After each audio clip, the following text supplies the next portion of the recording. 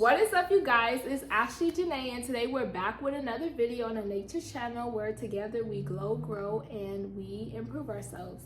And today I have a very special guest by the name of Rich Problemos. My best friend, my little twin. And today we're going to be talking about they can't treat you right, but they also can't leave you alone, okay? So they can't treat you right, but they can't leave you alone. We're going to be talking about why this is not the flex that you guys think it is, right? It's never a flex when someone keeps coming back to you after they treat you poorly, especially when it's repetitive. I understand that sometimes we misinterpret it as, oh my goodness, they see how much of a good person I am. Oh my goodness, they want me back. No. That is never and not the case, right? There are three main reasons why someone can't treat you right, but also can't leave you alone. And today we're going to get into the psychology behind that. So, number one, they can't treat you right but can't leave you alone because they miss the old version of you. So first of all, I know that y'all understand when y'all ever dealt with somebody. I'm talking come in, ray of sunshine in their life. You upgraded their life. You helped them become a better version of themselves. You've been that support for them. You've been the person that they never had. You were probably even their most healthiest person they've ever had, period, right? But the thing is, they didn't treat you right because they were able to breadcrumb you, and instead you were still doing all those things at the expense of your own boundaries, at the expense of your own self-worth, knowing that they were breadcrumbing you, and you still came in with this good energy. Not judging, not saying that it's bad, but obviously when someone's able to breadcrumb you and you come in like a ray of sunshine, throwing glitter in their life, obviously they're not going to treat you the best because they know that they could just breadcrumb you and get away with it. Number two, they just hope that you'll get tired and revert. To be completely honest and transparent with you guys, sometimes it's not even that people just want to come back just to get that version of you, the new version of yourself where you have the boundaries, you know your self-worth, you're acting different. They just hope that at the end of the day, you get tired of being this strong new woman, because who do you think you are having new boundaries? Who do you think you are having a newfound of self-worth, right? Who do you think you are being somebody that learned your lesson and you walked away from them? How dare you, right? So they're just hoping that you'll get tired. They think this is an act, babe. They think that you didn't even really truly learn your worth. They think this is all a cute act. So they're hoping in 3.5 seconds that you reconnected with them and them being in your presence, you're just going to be like, okay, let's just go back to old times.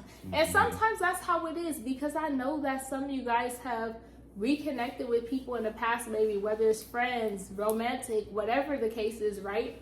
And sometimes you just get tired of trying to, I'm not going to say train, because we're not talking about animals, even though to me, that's what I consider them, right? But it's kind of like, you are kind of training somebody to treat you better or how you want to be treated when they try to come in and you have a newfound sense of like boundaries and stuff. You're basically like teaching them how you want to be treated or what you're not going to do with anymore, right? But they're just hoping at the end of the day you drop that, because like I said, who are you to want better for yourself, right? So they just want you to get tired of the act, get tired of the front, get tired of wanting better from them. And they're just like, girl, you gonna change. Boy, you gonna change, right? Right. A lot of times people don't know how to accept your growth. They they think it's some type of a mirage or illusion they're just putting on to just temporary. But Exactly. And I feel like he couldn't have said it better. But what were you going to say? At the end of the day, anybody could change, anybody can grow. It's just up to you if you're really going to take those steps and not let people treat you a certain way, or not let nothing get past you. You feel me? You got to put your foot down. As soon as people start seeing, okay, you're holding your ground, now they're going to start to treat you better, but you got to stand firm in your position. You got to let people know you're not playing. Exactly. Which a lot of us oftentimes do not do. Ladies, I'm specifically talking about us, because how many times have we said we are done, but we get back in the presence of the same person and allow the same thing? We keep letting the same lesson repeat itself, and we're done, and we're still there, and we're done, and then our legs are up, or we're done, and we're still giving it tries and hoping, right? So it's like at the end of the day, like he said, it's standing firm. When they feel like you're not going to stand firm, they're gonna come in with the same thing and be like, she gonna get tired of trying to be strong because she's not strong. They know you're used to the breadcrumbing. You're going to break. He couldn't have said it better, right? So it's all about them hoping you'll get tired and revert, right? Number 3, they still don't see your worth, boo. They just miss the nostalgia of how things used to be, and they miss the convenience. It ties back into number 1 and number 2, the way things used to be. It's just like if me and him were in something super duper toxic and he was used to having his way, and then I'm done, and then he wants to reel himself back in, and he's like, dang, but before then I used to have her wrapped around my finger. It never gets old. Ladies, we know the feeling specifically because there's always one dude we have wrapped around our finger when they really like us or they're willing to do anything, right? Yeah. So we understand the feeling of the power dynamic. And not saying that it's right or wrong, but again, that's truly just what they miss. They miss that dynamic. They miss that hold on you, right? Yeah. So it's all about them. They don't see your worth. They just miss having the control. You being in their life, as we talked about, you were that ray of sunshine. You were the one that sprinkled the glitter. You were the one that upgraded them in their whole entire lifestyle. You're the reason that they're a better version of themselves, right? But that doesn't mean that they see your worth. It just means that at the end of the day, they were used to having you do all the work. They didn't have to put in nothing. You were the one doing all that because you saw the potential, not vice versa. Exactly, and that's the messed up part. A lot of times people are power fiends. They're always just on a power trip, and it's called gaslighting. They're trying to take advantage of somebody, and it could be your partner. You say you love them. Mm-hmm. You might really love them, but that doesn't, it's not right to treat somebody like that and just take advantage of somebody who you love. You have to love yourself first. You have to know how to treat people how you want to be treated. Exactly. And if you're taking advantage of somebody you love, and that person you love hurts you by doing something you wanted to prove, you can't be mad at yourself because of how you're treating them. Exactly. And you know what? I want to challenge the people because let me come close to the camera when I say this. I know there's going to be some people that are like, but still, and they have to see my worth, and they mention this, this, and that. Like he said, it's called gaslighting. They know you're doing better. They know you're on a road. They don't care about that. And if they did, boo, to answer this question, how come they're still coming back to you and they're still not treating you right? Because we'll wait. They're expecting you to fail. Exactly. I'm like, if they truly saw your growth, if they truly liked what they saw, if they truly loved that you were excelling, you had better boundaries, you knew your worth, they would come in treating you better. And until someone does that, ladies and gentlemen, however you may identify, you continue to choose to stay strong in your boundaries and in your self-worth. And every time you try to tell somebody, I know my worth, and you think you're proving a point to them and showing them, but you keep letting them in your space, you are telling them that they can continue to breadcrumb and it's still going to get them somewhere. So let's tighten up, ladies and gentlemen, and everyone, when it comes to this, because I'm telling you from personal experience, and both of us actually from personal experience, right, that when people repetitively cannot treat you right, but they keep trying to come into your space, it's not for a good reason. No one just wakes up out the middle of the blue and all of a sudden, after all this repetitive time of mistreating you and still not getting the point and gaslighting and manipulating you, all of a sudden want to treat you better. In a perfect world, yes, but realistically, no, right? Right. So I do want to re-emphasize how people continuously misinterpret this because, again, in today's society, it's all about, oh my goodness, look how they're chasing me, look how this and that, right? But where is the flex when, yes, sweetheart, they're doing this, but are they coming correct? They're not even bringing you flowers in this chase. They're not even coming with poetry. They're not coming with a handwritten letter and you're falling for the BS. Right. You know what I'm saying? So it's different if they're coming with their A game, but nowadays it's just a simple text. And half the time they're speaking acronyms or languages we can't even speak. And you're replying to that text, which proves the point. Again, we're trying to see if they learned our worth, right? You might even be replying to a text, a copy and paste text that he or she sent to somebody else. Thank you. Okay, so he with really no effort. He taking it there. I'm trying to be a little light today because given last video, I was like, let me take the foot off the necks. But we're gonna get into that too because half the time it's a chat GPT apology response. or something they're telling other girls.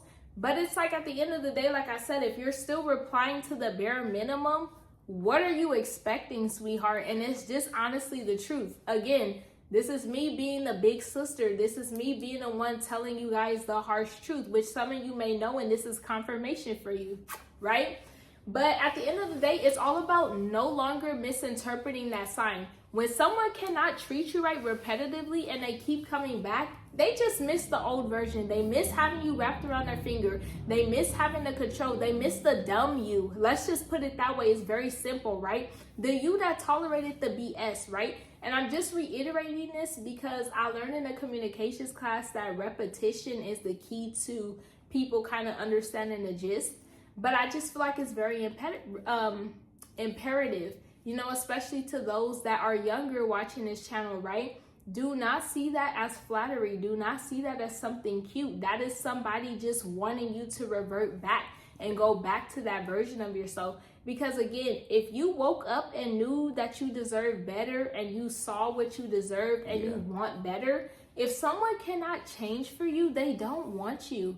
You know, and it's okay. Because at the end of the day, boo-hoo, they don't want you, right? But guess who else does? Some other people out there in the world. Because the bowl is bigger than what you just think. That person and what you think exactly. Consistency is key. And that person might be consistent, but that doesn't mean it's healthy. Exactly. Because someone can consistently text you, but they don't want better for you. And I'm so glad that he touched on that point, because I think that that flatters a lot of people. Oh my goodness, they've been hitting me up for 3 weeks consistently. 3 years. Who cares? Years. And that's the biggest sign of manipulation too, because I'm just waiting for you to crack. I think number 2, go back, you know, skip this video back to when we talked about, you know, number 2, it's all about them hoping you'll get tired and change. They are not looking for the new version of you. It shouldn't take somebody 3 years of texting you for you to get the point. You know what I'm saying? Because they're either going to change to get that expedited membership back into your vicinity, or they're not, you know, to get back into your space, or they aren't. And if they aren't, then they're wasting your time. I don't care if they've been texting you until you're 50, sweetheart. They're not going to change, right?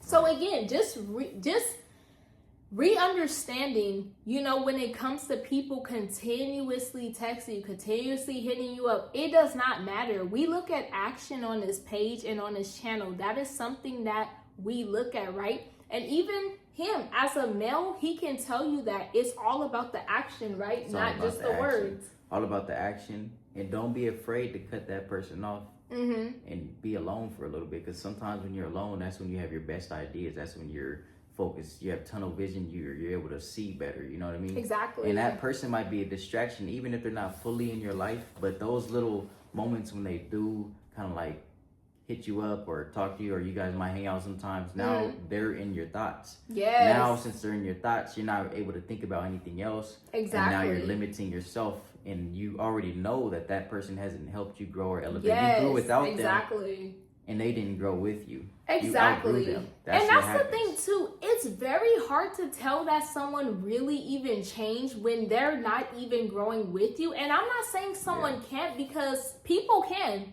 You know what I'm saying? I used to be very immature, and I'm going to say almost damn near overnight, because I'm built different. I matured. I woke up. I'm very self-aware. You know, I'm very much a great person. So it depends. But I'm saying, when you see the signs, it's okay if you want to give something a shot. We're not saying don't do it. We're not saying when someone texts you, automatically assume the worst. But the minute you see you didn't change, you just trying to see if I'm still a fool, you leave that person on red delivered. You stop replying, because you replying is showing them you can still play with me. I'm going to still give you the time of day to play with me, because I still don't know my self-worth enough to completely walk away and just ignore you until you really show up with some flowers. Show up how you supposed to. And even then, if they bring you flowers, are they still changed? And you know what I'm saying? Don't let that person make you feel like you can't change overnight. Exactly. Because you could change overnight in 24 hours. Because again, it's this who do you think you are manipulation, baby. I'm the queen. I'm the captain of this shit. And it sells when I say it's going to sell, right? So just in closing, you know, it's very important to not allow people to test your boundaries, to not allow people to try to play with you, to not allow people to manipulate you that they want to change. Because at the end of the day, we talk about space fillers for people that are with people for a long time and don't marry them. But it's the same thing when you allow somebody to, for weeks, for months, for years, text you and you're still holding on to that thought, but they're repeatedly treating you like trash and you're just holding that space hoping they'll get it together. What do you think you're doing? You're still holding the space for that person too. That's the same difference. And you're only prolonging your sadness because you're still not going to find the one waiting on an old fish that Ben should have died long time ago. Should have been flushed. Exactly. Like, you're still waiting on that fish. So that is pretty much all we have for you guys today. If you guys do want a part 2, let us know down below in the comments. Be sure to like, comment, and subscribe, or share to someone that could use this video and the information in it. Thank you so much for watching, and I hope you guys enjoyed.